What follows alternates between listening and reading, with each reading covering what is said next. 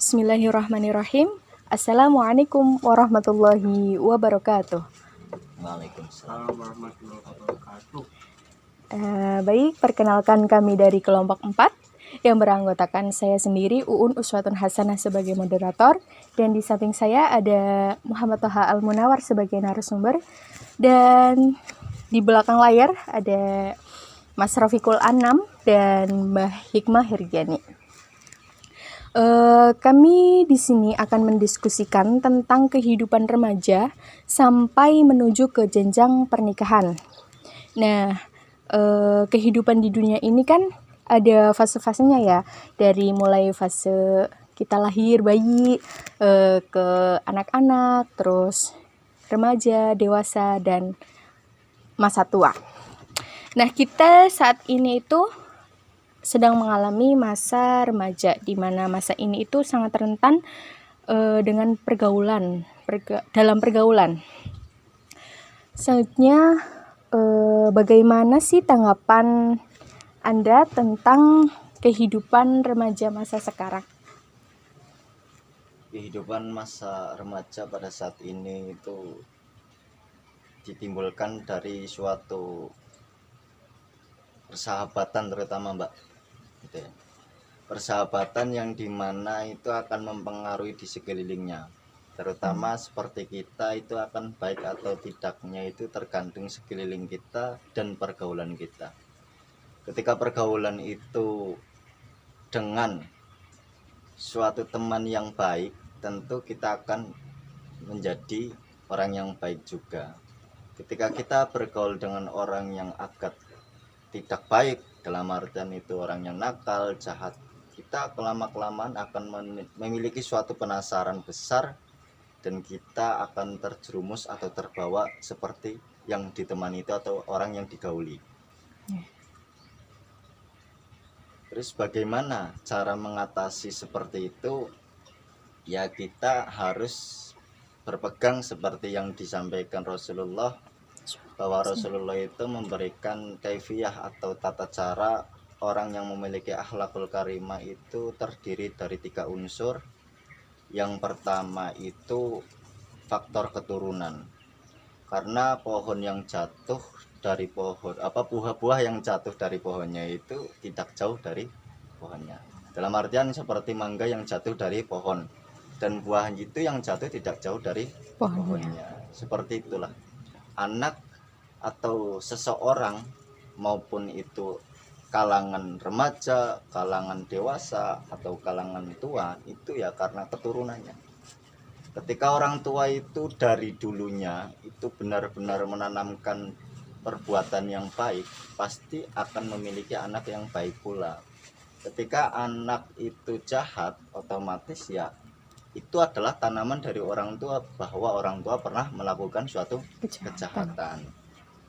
Terus yang kedua itu adalah tob'ah. Tob'ah itu adalah watak. Nabi Muhammad pernah menyampaikan al-ngadatu idha horisat sorot tobi'ah. Kebiasaan itu yang dibiasakan akan menjadikan watak. Kebiasaannya kita berbuat baik, maka itu akan menjadikan kebiasaan atau watak kita selalu berbuat baik.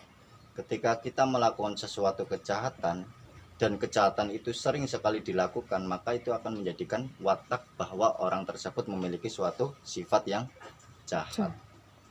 Seperti kita lah, kita mahasiswa ya, mahasiswa itu kan banyak sekali pengalaman, yang mana pengalaman itu ya tidak hanya mencari prestasi, tidak hanya mencari nilai, tapi di situ ada pengalaman yang dinamakan adalah teman. Ketika kita menemukan teman dalam satu universitas, nilalah temannya itu baik-baik, maka kita akan terbawa ke perilaku yang baik. Nilalah di universitas kita itu ada suatu kebanggaan tersendiri, yaitu semua mahasiswa diwajibkan untuk masuk ke pesantren. Otomatis itu teman-temannya adalah orang-orang baik semua, maka kita akan terbawa menjadi orang baik, mau tidak mau kita harus masuk ke dalam pesantren. Nah, hal itu akan menjadi suatu watak kebiasaan bahwa di pesantren ada kegiatan ngaji. Ketika tidak ngaji itu rasanya bisa gabut kalau istilah bahasa sekarang, atau jenuh itu, karena sudah menjadi kebiasaan adalah setiap malam adalah ngaji, ada khitobahan, ada Sholawatan. sholawatan bersama-sama. Terus yang ketiga itu ta'alum, ada suatu pembelajaran.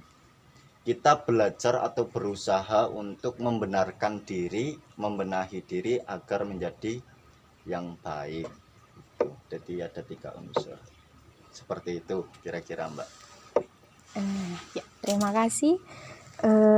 Ada nggak sih dampak negatif dari pergaulan masa remaja sekarang? Banyak sekali, apalagi sekarang itu dunianya dunia sosmed ya. Dalam era sekarang itu banyak sekali aplikasi yang di situ memancing pada pemuda-pemudi atau remaja-remaji di saat ini. Itu sifat penasaran itu banyak sekali, terutama itu di dunia game. Sekarang banyak sekali game. Ada game ya yang itu di aplikasi itu banyak sekali, apalagi yang sifatnya saat ini itu gamenya adalah online. Kita mengenal atau kita mengetahui seseorang yang belum pernah kita lihat sebelumnya.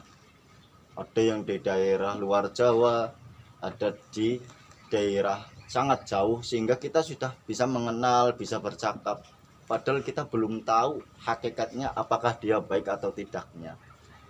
Nah, di situ kan banyak sekali teman yang teman itu belum pernah melihat sebelumnya, nilalah tidak baik, maka hal itu terbawa sehingga kita mengucapkan seperti teman yang dikenal melalui sosmed itu, mengucapkan kaki 4 gitu, hal-hal yang tidak baik gitu.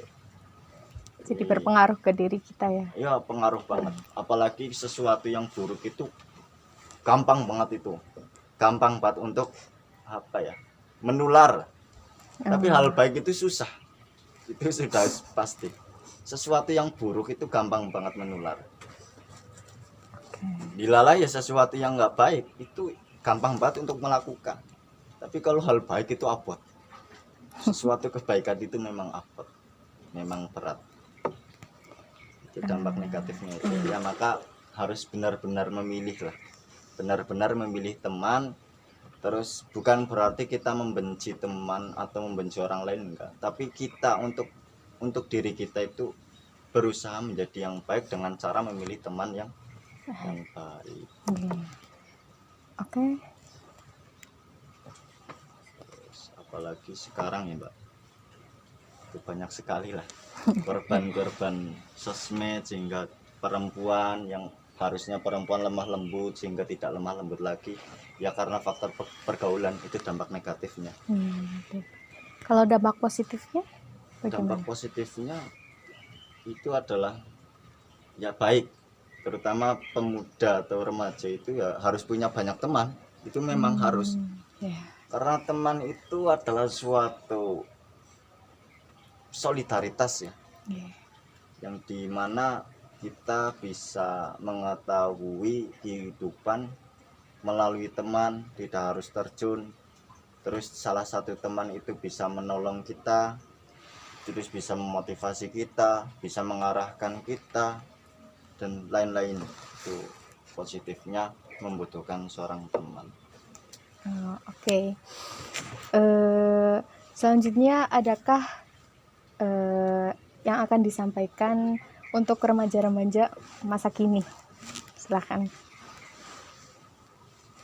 Remaja saat ini, Ya. terutama itu adalah pegang seperti yang diucapkan Asy-Syaikh Ibnu Malik itu, bahwa pertemanan itu ada 2, seperti yang digambarkan dalam bab ngatof itu, al-ngatfu bayanin au nasak, bahwa ngatof itu ada 2. Ngatof itu ada bayan, ada nasak. Bayan itu seperti seorang teman yang mau memotivasi dan mau mengarahkan kita ke jalan yang baik. Kalau ngatof nasak itu seperti halnya seorang teman hanya sekedar kumpul kebo yang di dalamnya itu tidak ada kemanfaatan sama sekali. Kalau di kitab Alala itu fa in kana dasarin fajanibu surngatan wa in kana dakhirin faqarinhu tahtadi. Ketika ada seorang teman yang perilakunya buruk, maka hendaknya kita harus menjauhi. Terus ketika ada seorang teman yang baik, maka temanilah. Siapa tahu nanti kita akan mendapatkan suatu petunjuk dengan adanya seorang seorang teman itu. Jadi ada dua lah, teman itu ada kalanya baik, ada kalanya tidak baik, harus memilih. Terus apalagi perempuan itu ya, saya juga menyampaikan untuk perempuan, jagalah martabat kalian, jagalah diri kalian, karena hakikatnya hidup perempuan itu nanti di keesokan hari atau masa depannya. Jangan mudah menyerahkan diri kepada laki-laki, yang mana laki-laki itu belum tentu atau belum jelas bertanggung jawab untuk menanggung jawabi masa depannya. Dan begitupun laki-laki, jangan pernah memberikan suatu harapan yang sifatnya itu akan menghancurkan martabat perempuan. Jadi perempuan itu harusnya itu dijaga ya, perempuan itu harus dijaga, dan perempuan itu ya harus menghormati laki-laki.